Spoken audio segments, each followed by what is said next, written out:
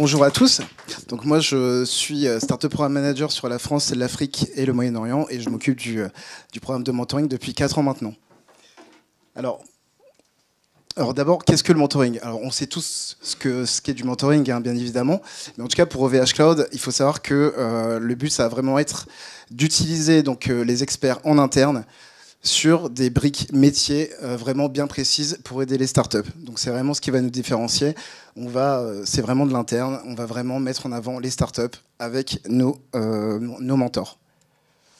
Alors pourquoi on a fait ça? Alors il faut savoir qu'il y a 4 ans, quand on a décidé d'ouvrir le programme de mentoring, on avait beaucoup de demandes de startups pour les aider sur des briques autres que la tech, le marketing, la communication, les réseaux sociaux par exemple. Et c'est vraiment petit à petit qu'on a décidé donc de mettre en place ce programme-là pour les aider et pour leur permettre d'avancer aussi sur ces autres briques. Mais on s'est aussi aperçu que c'était très important pour nos mentors, hein. Donc d'ailleurs on a aussi Erika dans cette salle qui avait été mentor OVH. Donc le but c'est aussi de leur permettre de pouvoir renforcer leurs skills, apprendre aussi des startups, c'est très important. Les mentors peuvent donner de leur connaissances, mais ils peuvent aussi apprendre en retour, donc ça c'est très important. Et pour OVH Cloud, on va avoir cette notion d'écosystème. Notre but c'est de mettre en avant les startups avec les équipes, les faire échanger. Ça fait vraiment partie du voyage de la startup au sein du startup programme. Donc le mentoring c'est vraiment une brique en plus pour leur donner de la visibilité.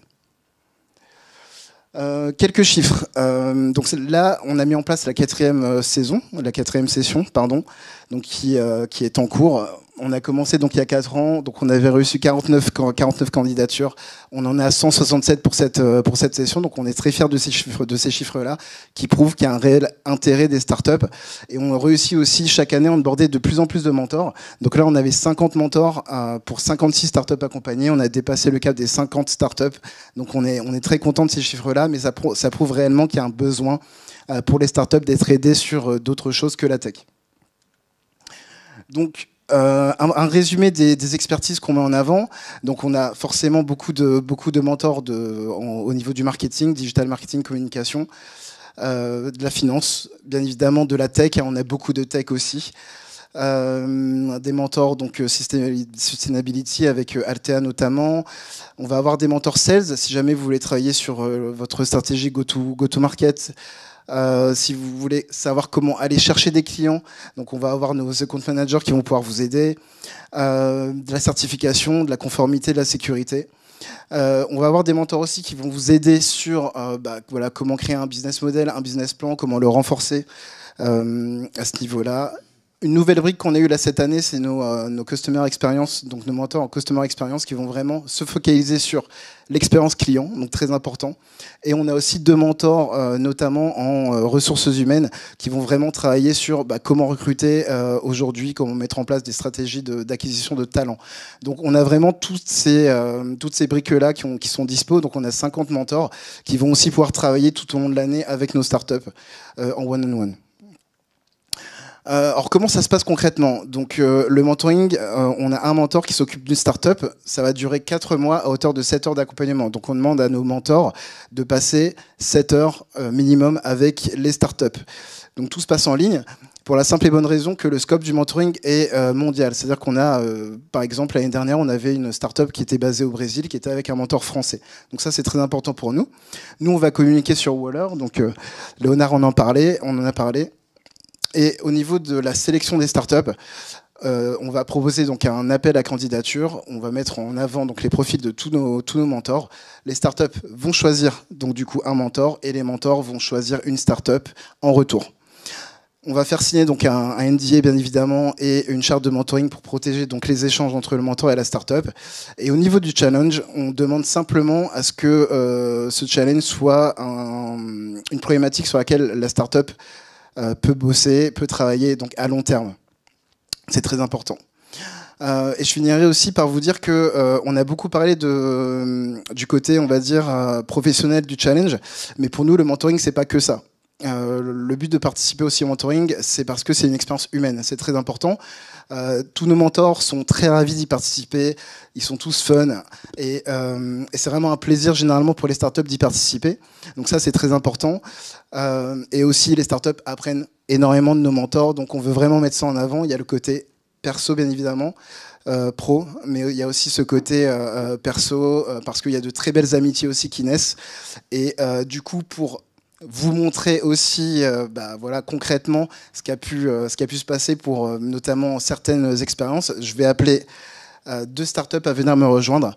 Comme ça, vous pourrez aussi directement entendre un petit peu leur feedback sur ces expériences de mentoring-là. Donc, je vais appeler donc, Benjamin Thomas et Hugues, du coup, qui vont pouvoir venir témoigner. Donc, bonjour à vous. Bonjour. Bonjour à tous. Merci d'être là. Donc déjà, est-ce que vous pouvez, donc chacun d'entre vous présenter et présenter votre activité aussi, votre startup. Bonjour, donc moi c'est Benjamin, je suis CTO et cofondateur de Smart Garant. Donc Smart Garant, on est un garant nouvelle génération. On a 2 côtés. On a notre côté locataire où on va aider les locataires à trouver plus facilement un logement, et un côté propriétaire, et on vient garantir les loyers gratuitement pour le propriétaire pour le compte du locataire. Donc c'est un parti gagnant-gagnant. Le locataire vient sur notre plateforme en ligne, il vient déposer ses revenus, ses avis d'imposition, enfin tout ce qui va caractériser ses finances. Et nous, on vient mettre un scoring en fait sur son dossier qui va représenter le loyer maximum pour lequel on garantit. Il va voir le propriétaire en disant voilà, mon loyer, Smart Garant me garantit 1 000 € de loyer. Et si le propriétaire accepte, nous on garantit les loyers du propriétaire pendant 2 ans jusqu'à 100 000 €.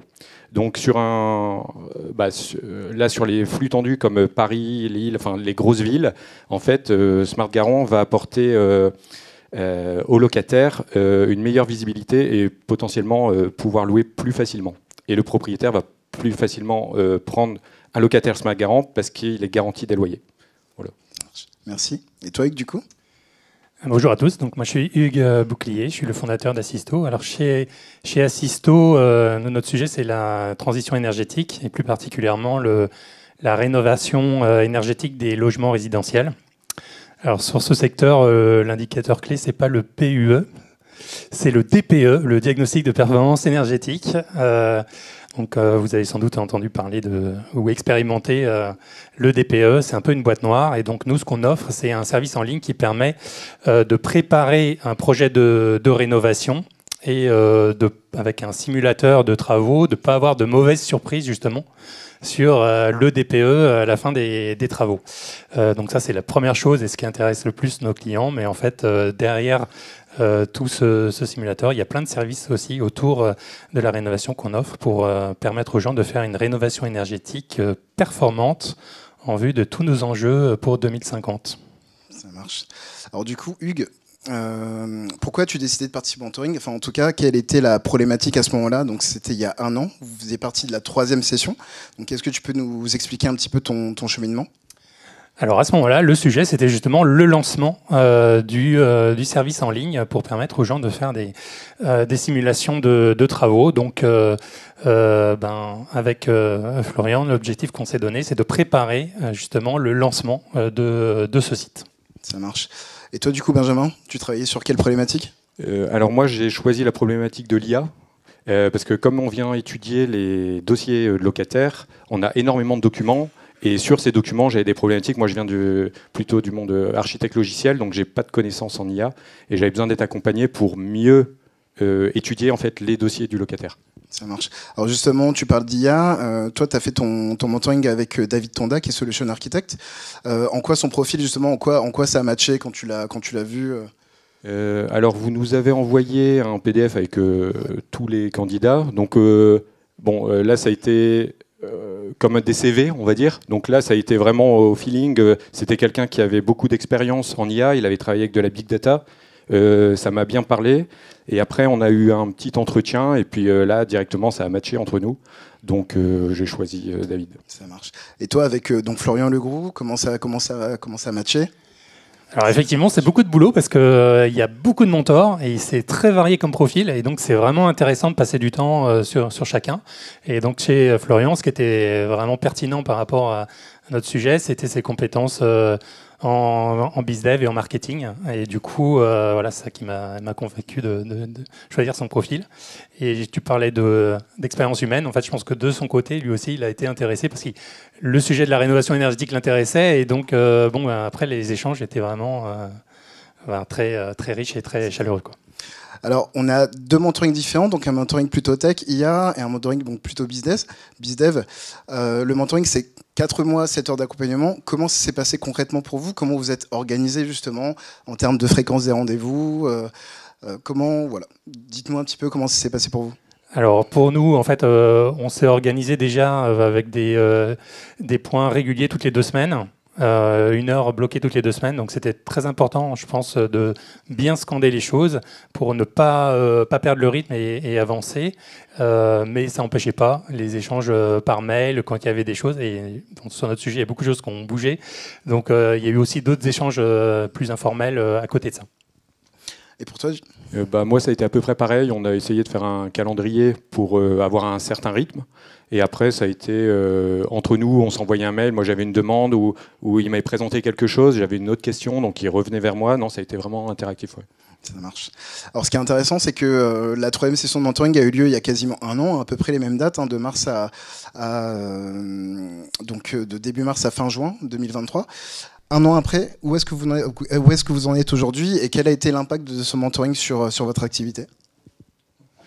Donc moi, ça a été maintenant, on arrive au niveau des dossiers, on arrive à ressortir, on fait de l'OCR, donc on fait de l'analyse de caractère, et on arrive à ressortir énormément de données des documents, que ça peut être sur les fiches de salaire, les avis d'imposition, les contrats de travail, tout ça. Donc ça nous a aidé, il m'a vraiment aidé à booster ça en fait. Ça marche. Et pour toi, Hugues?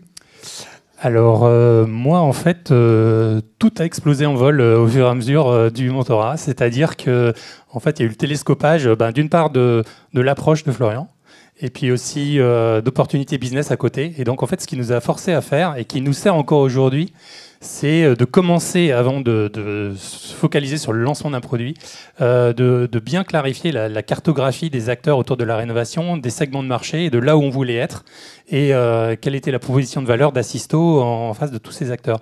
Et en fait, en faisant ça et avec des opportunités à côté, en fait, on a changé notre fusil d'épaule et en fait, on a changé de focus. Et alors, ça n'a pas pu se faire juste après le mentorat, mais juste pendant le mentorat, mais juste après, on a signé notre premier gros contrat avec un acteur qui était vraiment différent de ce qu'on avait en tête au début.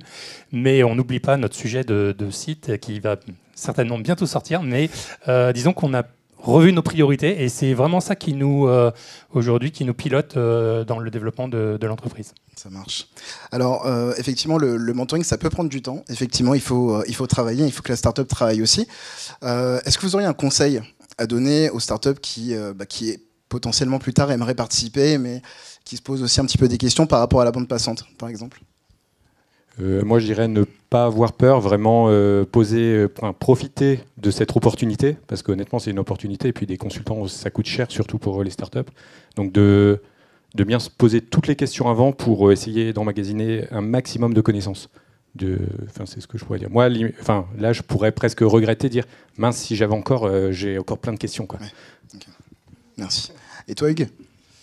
Alors, moi, il y a 2 choses que je dirais. C'est que vraiment, faut regarder ce programme de mentorat avec beaucoup d'ouverture d'esprit parce qu'il y a énormément de profils différents. Donc, en fait, je suis sûr que dans toutes les gens très compétents qu'il y a chez OVH, il y a certainement des gens qui sont là, qui pourraient vraiment vous aider sur des problématiques, comme Christophe a le montré, qui peuvent être très variées. Et la deuxième chose, c'est que quand on le fait, il faut vraiment le faire de manière, pour que ce soit efficace, vraiment cadencé. Notre temps est précieux, évidemment, pour les startups, mais pour les mentors aussi. Et donc, c'est très important de se donner des objectifs très, très carrés pour ne pas perdre de temps en cours de route, parce que c'est une expérience qui est quand même très enrichissante. Ça marche. Bon, en tout cas, merci beaucoup à vous pour vos feedbacks et on va pouvoir donc passer à la suite maintenant. Et merci OVH. Bouge pas parce que je voulais savoir si par hasard il y avait des questions dans la salle.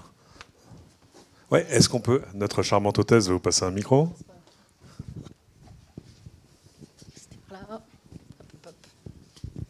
Bonjour, merci déjà pour les présentations et les témoignages. Est-ce qu'on est du coup limité à un sujet? Parce que comme vous disiez, il y a plein de sujets potentiellement qui peuvent nous intéresser dans le développement de notre start-up. On est limité à un sujet, enfin un mentor et un sujet du coup dans le mentoring? Alors on est limité à un mentor effectivement. Après, il faut simplement voir avec le mentor quels peuvent être les sujets du mentoring. Mais en tout cas, c'est un mentor avec une start-up, mais peut-être que ce mentor peut adresser plusieurs sujets. Super. Donc, voilà. Merci. Autre question, non? Merci beaucoup à tous les trois. Merci à vous.